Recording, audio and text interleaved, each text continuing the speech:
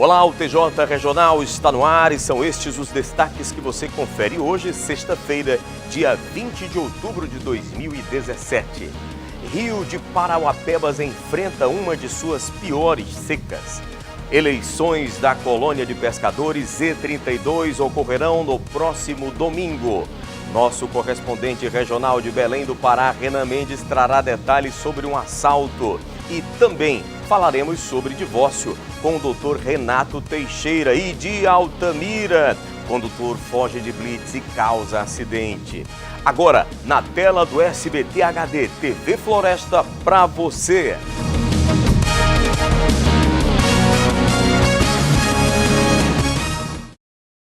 E nós sempre começamos com o oferecimento de Mateus Eletro. Olha, sexta-feira dá tempo de você comprar aquela poltrona confortável. Seu filho que está pedindo o aparelho celular, tá na hora, né? Não deu aí no Dia das Crianças? Que tal investir na felicidade do seu pequeno? Vai lá você também no Mateus Eletro, onde você encontra móveis eletrodomésticos, tudo para você, para o conforto da sua casa. E detalhe, você paga com facilidade e ainda tem 5 motos para serem sorteadas com exclusividade para Tucuruí. É a promotão do Eletro Mateus. Eu falei Eletro Mateus, tudo para você ser mais feliz.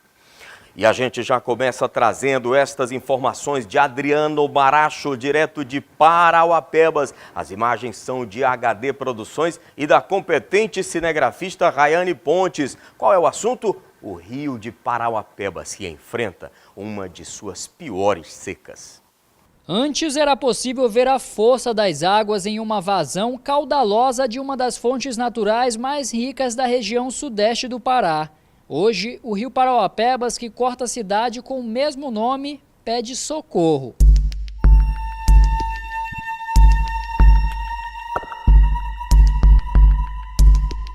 A estiagem prolongada e o assoreamento, o processo de acúmulo de entulhos e lixos vem contribuindo para que o nível da água se apresente menor que o esperado. Neste trecho onde estamos, no bairro Parque das Nações 2, o nível do rio Parauapebas está um dos pontos mais baixos. Como observamos, as pedras já aparecem, dá até para atravessar de um lado para o outro caminhando, e a água não chega nem até o joelho. Os moradores da região já sentem os impactos e observam que a cada ano a situação só piora. E agora, né, com esse desmatamento na beira do rio, não tem como o rio continuar cheio, porque nós, que devemos cultivar mais o nosso rio, né, a maioria deles estão acabando de desmatar o rio. Mas a maioria dessa secura é o desmatamento ali na beira do rio aí. Estão desmatando na beira do rio, como é que não seca desse jeito aí, gente? Quanto mais eles desmatar, mais vai secar. Vânio arriscou uma pescaria com um amigo, mas a canoa ficou presa nas pedras e foi preciso descer e empurrar. Ele, que tinha o hábito de pescar ali, ficou assustado com o nível do rio este ano. Tá crítico, né? Cada vez secando mais. Aqui em 2005 que era bem cheio, né? E nessa última seca agora tá bem crítico. Com 350 quilômetros de extensão, ele passa por 3 municípios, Marabá, Parauapebas e Canaã dos Carajás. De cima é possível ter noção do estado crítico, vários pontos completamente secos, mesmo em áreas de matas. A água que vem é responsável pelo fornecimento de quase a totalidade do abastecimento público de Parauapebas, além de servir como fonte de lazer e pesca. Marcel é chefe da Floresta Nacional de Carajás, administrada pelo Instituto Chico Mendes da Biodiversidade, o ICMBio. Ele, que luta para preservar áreas dos impactos ambientais, esclarece um dos motivos para a seca do rio. Essa redução no volume de água, por mais que seja esperado, ela tem vários agravantes. Então, o que eu posso destacar como bem significativo foi todo esse processo de ocupação que nós tivemos em Canaã dos Carajás e em Parauapebas, desses últimos 10, 11 anos para cá, que foi um processo praticamente sem ordenamento nenhum. A gente vê alguns complexos habitacionais que existem na margem do rio Parauapebas, que praticamente as casas foram construídas dentro do rio, sem garantir a vegetação necessária de acordo com a legislação ambiental. Alguns loteamentos foram construídos soterrando lagoas e nascentes. Então, todas essas nascentes que foram soterradas, elas tinham uma importância para a manutenção do rio Parauapebas. Enquanto isso, os anos vão passando e o rio Parauapebas, que era sinônimo de prosperidade e riqueza, vai perdendo as forças diante da devastadora reação da natureza. Tá aí, isso aí é o resultado do impacto ambiental, né, gente? As ações do homem que trazem fatalmente as consequências. Mas agora eu vou falar com você sobre a Parafogo Extintores. Você já sabe que seu carro precisa do extintor, não é verdade? A sua residência, a sua empresa, olha só, cuide do seu patrimônio. Falo da Parafogo Extintores para você. Certificação em metro, recarga de extintores e também indicado aí para tudo o que você precisa. É prevenção de acidentes, é prevenção de incêndio. Não perca a oportunidade, vai fazer o habite-se da sua empresa para entrar aí nos eixos, né? Tudo conforme o que prevê a legislação. Fale com o nosso amigo João Guimarães, aí da Parafogo Extintores, na Magalhães Barata, número 97, próximo à Câmara Municipal. E o assunto agora tem a ver com os pescadores. Essa instituição tão importante, a colônia Z32, passará por mais um processo eleitoral. Ele ocorrerá no próximo domingo. De acordo com Gilda Araújo, após um levantamento realizado pela Comissão Eleitoral, foi constatado que mais de 3.500 pescadores estão aptos a votar neste domingo em Tucuruí, na eleição para a escolha da nova diretoria da Colônia dos Pescadores Z32. A eleição será domingo, dia 22, com início às 8 horas da manhã, ao término às 17 horas.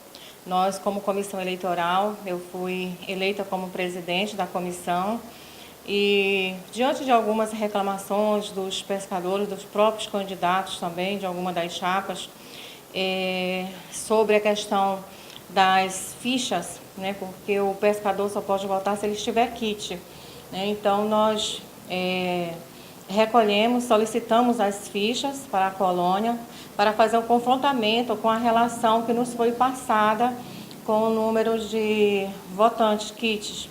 E nós fizemos o confrontamento com acompanhamento dos fiscais de cada uma das chapas e nós constatamos que existe, da relação que foi nos passada de 3.066 pessoas kits, 45 dessas pessoas estavam como kit na relação, só que na ficha não estava kit. Encontramos também 83 pessoas kits que não estavam na relação de votantes. E também mais uma quantidade de 70 fichas que ela caracteriza algumas entendimento que ou esteja kit ou não está kit. Então, diante dessas situações, nós reunimos ontem com os representantes das chapas, com os seus advogados, para expor essa situação e colocar a decisão de consenso da comissão eleitoral e também ouvir a sugestão deles, né? Então, ficou o quê? Que todos os que estão kits irão votar.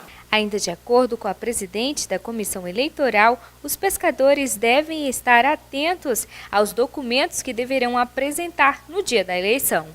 O requisito básico para que esteja apto a votar é que esteja kits com as suas mensalidades até o mês de setembro, né? E que traga a carteira de identidade para que seja identificado, a carteira do pescador, né, de membro da colônia Z32, e também o comprovante de quitação por conta dessa situação. Algumas fichas também nós não conseguimos encontrar, o pescador está relacionado na lista, mas nós não encontramos a ficha dele. O que nos foi repassado, que tem alguns pescadores, quando vão se aposentar, eles levam a ficha e não devolvem. Então, se você é pescador, você levou a sua ficha para casa, no dia da votação, domingo, traga essa ficha para que você possa estar apto a votar. Traga a ficha e traga o comprovante da sua quitação para que nós possamos estar fazendo esse confrontamento e que você tenha o seu direito democrático de votar. Tá aí a reportagem da grande Rosa Macedo e também as imagens do Pedro Júnior. E a seguir você vai ver um condutor foge de uma blitz e causa acidentes. Teremos ainda nosso correspondente direto da capital, Renan Mendes.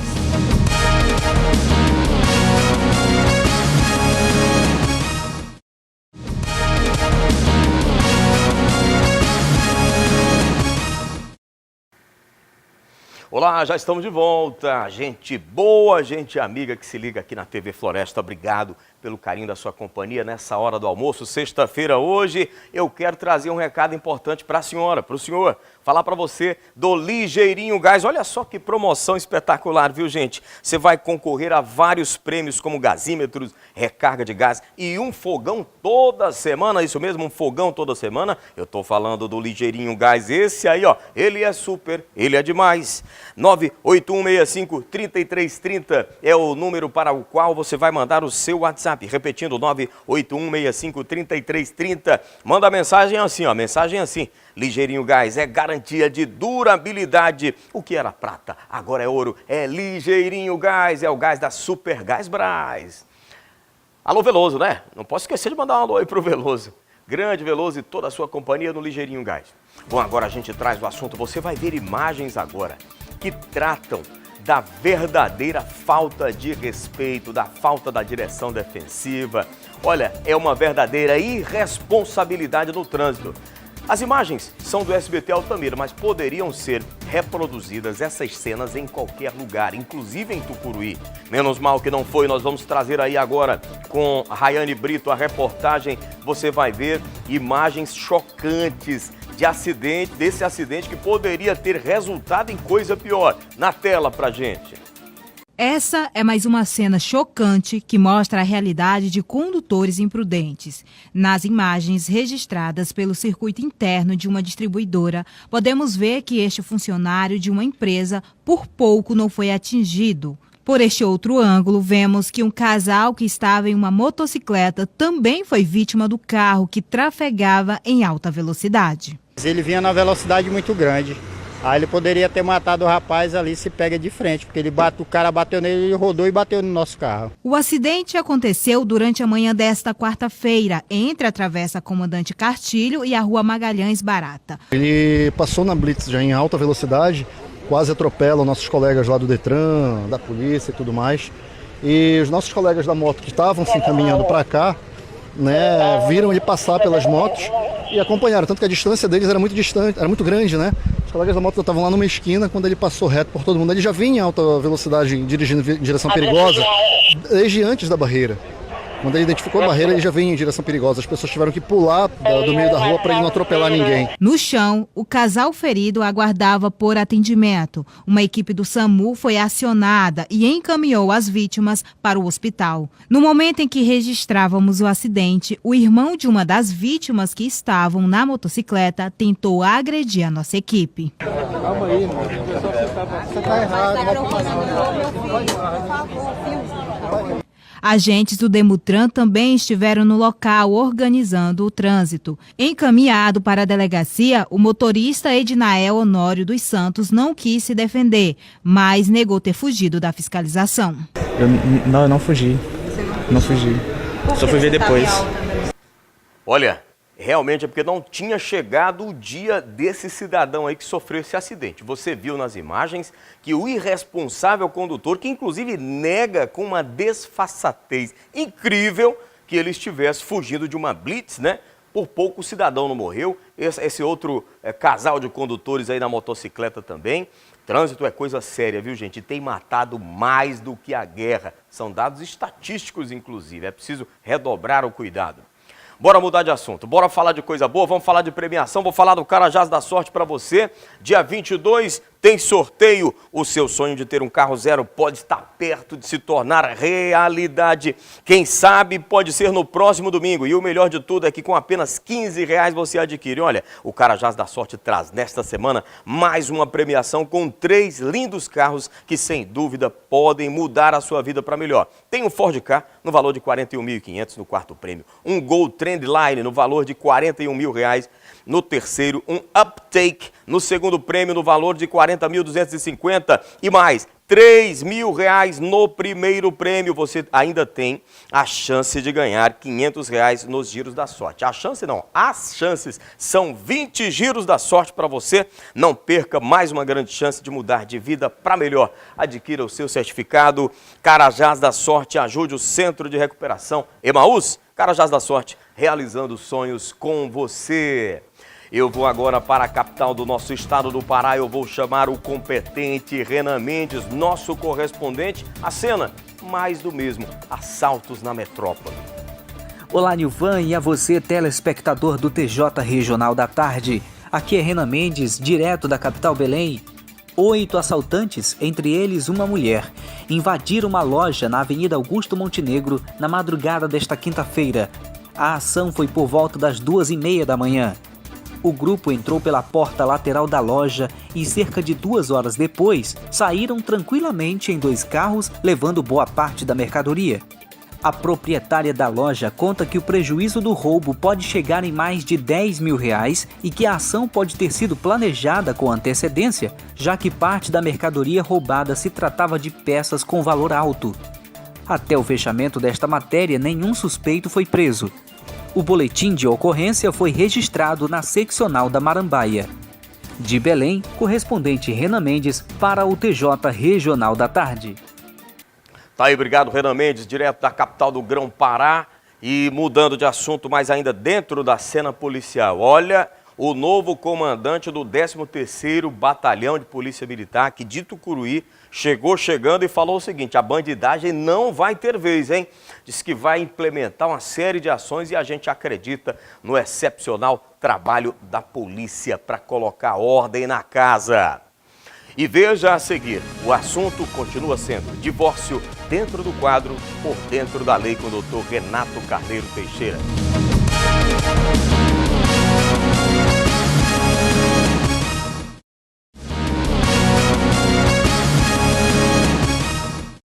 Nós já estamos de volta e, como em todas as sextas-feiras, conversamos sobre direitos do cidadão. Aqui comigo, doutor Renato. Boa tarde, doutor Renato. Boa tarde, obrigado pelo convite. Boa tarde a todos os telespectadores. Doutor Renato aqui representa a Defensoria Pública. O assunto sobre o qual falamos na sexta anterior foi sobre divórcio, um tema espinhoso, porém ainda ocorre em número significativo, muitos deles litigiosos, ou seja, precisando ir às raias da lei para serem solucionados. E o doutor Renato Mendes Carneiro Teixeira traz algumas orientações de como a gente proceder. Já temos aqui perguntas então, doutor.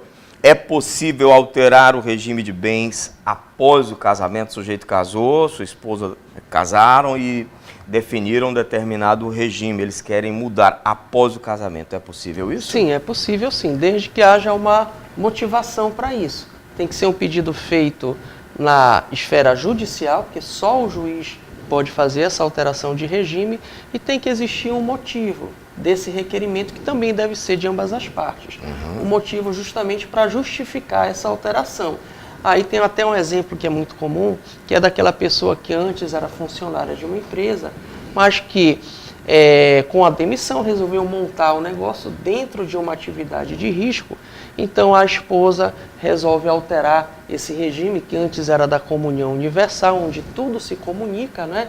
Tanto o ativo, né, os créditos, como o passivo, os débitos. Aí muda o regime para separação total, justamente para que ela não venha a sofrer qualquer perda patrimonial em decorrência do insucesso daquela atividade comercial. Muito bem. Agora nós temos aqui da nossa telespectadora Rosália Freitas, ela é moradora do bairro São Sebastião. Pelo nosso 992632002, você manda também a sua pergunta pelo nosso WhatsApp. Pergunta ela: vivia em uma união estável, a relação terminou, eu preciso me divorciar legalmente? Sim, é importante a pessoa procurar a justiça ou o cartório justamente para fazer essa dissolução, justamente para que não venha a ocorrer confusão patrimonial. Depois a pessoa adquire um bem e a pessoa vai questionar: não, nós ainda estávamos juntos. Se for resolvido isso, aí nós vamos ter uma data como marco, o limite do término dessa relação. Se não existir um acordo, um contrato de união estável, então o pedido também deve ter o reconhecimento, não é, que vai ser o marco inicial dessa relação, e a dissolução, que é o marco final, podendo também acumular outros pedidos, como alimentos, guarda, regulamentação de visitas, partilha de bens. Tudo isso pode estar nessa ação. Não é uma ação, portanto, de divórcio, porque não há o casamento. É uma ação de reconhecimento e dissolução de união estável. A verdade é que quando a pessoa vai casar também, as pessoas vão se casar, né, oficializar seu relacionamento, dificilmente imaginam que esse relacionamento possa arruir. Então é necessário, doutor, que orientações o senhor daria para o nosso telespectador, para que ele pensasse também previamente nisso, não que ele pense nessa possibilidade, mas infelizmente é estatística, né? Pode vir a ocorrer. Que orientações, fugindo agora do campo dessas nossas orientações, o senhor daria para esses telespectadores? Se a pessoa vive em união estável, é importante fazer um contrato de união estável. Porque nesse contrato vai ter a data de início da relação. Como nós podemos falar na sexta-feira passada, a união estável segue os critérios do casamento de comunhão parcial. Ou seja, tudo que foi adquirido durante essa relação vai ser dividido, desde que adquirido de forma onerosa. Então é importante marcar o início da relação, porque o que foi adquirido antes já não vai entrar na discussão caso aquela relação venha a terminar. Isso é uma prudência que deve ser tomada pelas pessoas que vivem em união estável. Muito bem. Continuamos conversando com o doutor Renato Mendes Carneiro Teixeira, aqui representando a Defensoria Pública, falando sobre os direitos do cidadão. Nosso telespectador Washington Silva pergunta, para ter união estável é preciso ser separado ou divorciado? Não, a lei não exige a separação, nem o divórcio. Certo. Inclusive é muito comum acontecer da pessoa casar, só que depois por algum motivo termina a relação, aí ela não procura a justiça para se divorciar. E fica assim por anos e anos e anos. Só procura a justiça depois quando já pensa em casar novamente. Porque aí a pessoa não pode casar tendo um casamento anterior, senão caracteriza um crime de bigamia. Aí ele procura a justiça. Só que antes dessa data em que a pessoa procura a justiça para se divorciar, ela já estava vivendo em união estável com uma outra pessoa. Então, esse período, por mais que a pessoa legalmente ainda esteja casada, é considerado como união estável. E a pessoa que estava vivendo com esse que ainda estava casado tem direitos também patrimoniais. Ok. Temos mais perguntas aqui dos nossos telespectadores. Qual a diferença entre ser casado e ter união estável? Para a gente finalizar, doutor. Pois é, aqui a gente vai observar que existem algumas diferenças em relação à questão da divisão de bens. Certo. Se é união estável, o que nós vamos fazer é adquirir, considerar tudo que foi adquirido durante a relação, e isso vai ser dividido desde que tenha sido adquirido de forma onerosa. No casamento não, a pessoa ainda pode escolher um outro regime, não precisa ser essa regra do regime da comunhão parcial. Ele pode, no casamento, pedir um regime de comunhão universal, pode pedir uma de separação total, enfim, ele tem uma liberdade maior. E a gente realmente percebe que quando há o casamento, os problemas são reduzidos em relação a essa partilha, porque nós sabemos exatamente quando começou esse casamento, vai ter na certidão de casamento, e a data do término, que é a data que as pessoas vêm a informar. Muito bem. Nós conversamos com o doutor Renato Carneiro Teixeira. Doutor Renato, já pensamos aí para o próximo tema da semana que vem ou ainda está em aberto? Nós podemos deixar a critério dos nossos telespectadores, passar pelo WhatsApp, qual aquele tema de maior interesse, e aí a gente justamente aborda esse tema. Ok, repetindo então, você vê aqui no nosso rodapé, 99263-2002. Repetindo, 99263-2002. Mande sempre com o texto assim, pergunta para o TJ, ok? Doutor Renato, obrigado mais uma vez. Muito obrigado mais uma vez pela oportunidade. Sexta-feira estaremos aí. Um abraço a você, obrigado pelo carinho da sua audiência. Vem aí agora o programa Ponto de Luz com os componentes da Igreja Universal.